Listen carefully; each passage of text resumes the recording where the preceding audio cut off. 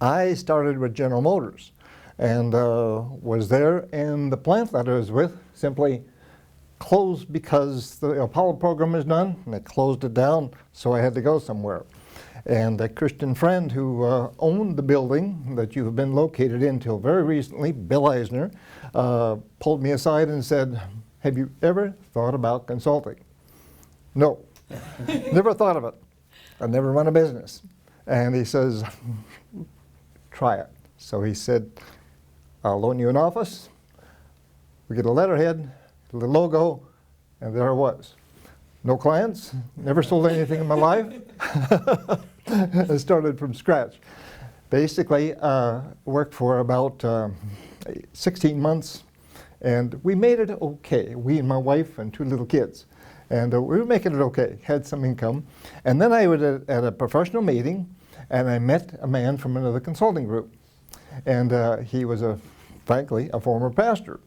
And he said, "You ought to join our group." I said, "Well?" I said, "Okay, my wife and I are going to come down, and we're going to see you and your wife, and we're going to come down and pray for you." Oh, that was also kind of unusual because people don't stop in and pray. So we did, and the next morning I woke up and said, "I'm joining that firm." And it's at that firm of Anderson Wrathley that the concept evolved of basically migrated toward Catholic schools. And the thing evolved from a few elementary schools in Milwaukee, and then to a high school in Rockford, Illinois, and then I got to where maybe half my time was spent with Catholic schools. And then we started to move out statewide, and eventually I worked with every diocese in the state of Wisconsin, and smaller projects and so on, and finally broadened beyond that and ended up with clients in Detroit and a few other places close around. And the reality is this, and you think you know this, Tom knows this, but I'm not Catholic. I had never gone to a Catholic school, and we were working full-time with Catholic church and Catholic school.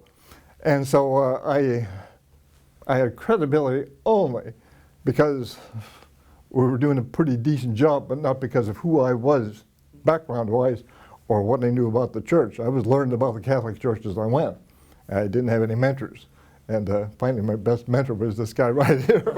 When he came, where we had someone who had a solid, Catholic background. Mm-hmm. Business, the consulting, and Catholic school management was in a kind of immature stage. Almost no one had a governing board. They had a few advisory boards, and pastors didn't know what to do with them. We were a database firm because I wanted to be data-based, and yet there was no computer that you could pull the data out of. Dioceses didn't have a database of computers. School's office didn't have it at that point. So if I wanted 4 years of enrollment history on 15 elementary schools, I went to diocesan office. Hopefully could find it in their files. Hopefully they had, the years of information. If I wanted financial statements, we had to go out and get them one by one, either from the parish or maybe the school's office had them. So that was a challenge, although we became successful because we had more data than people in the client organization did, as much as we had to scratch it together. The other thing is that they weren't accustomed to hiring consultants. There wasn't much of a history of it. There wasn't too much use of even fundraising firms, which there are now. Frankly, everyone who hired us had some prior experience or had heard about public accounting or public consulting firms, and generally, we don't like them. They have the reputation of borrowing your watch and then telling you what time it is. And we were confronted with that a number of times, and so you had to sort of prove like you were different. And so anyway, that was part of it. They weren't accustomed to it, and there wasn't any history of working with organizations like us. So anyway, those weren't the only obstacles. I named the one first, and that was I wasn't a Catholic a Catholic school administrator, and so I was learning as we were going. And by the grace of God, we, kept ahead of the curve. I was we got a project in Archdiocese of San Bernardino. 1993, 94. 93, 94, okay.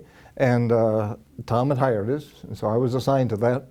And you know, we rode around together. We went to schools, we met with groups, I'm sure met with the bishop, and it became obvious to me that Tom, he was respected, he was liked. I mean, the principals liked him. He related well to his bishop, he related well to pastors. And he was an organized kind of guy, and he was an enthusiastic kind of guy, and you know, presented well and so on. I watched it. But Tom was a leader, and he was a leader in the diocese. He's a leader among his fellow superintendents, and that's what the firm needed. So it sent us in the direction of a growth curve and doing things we hadn't done previously. I mean, just bigger projects. So Different project. different projects, bigger projects. I don't know all better or not, but they were all tough. Okay, we always, True. yeah.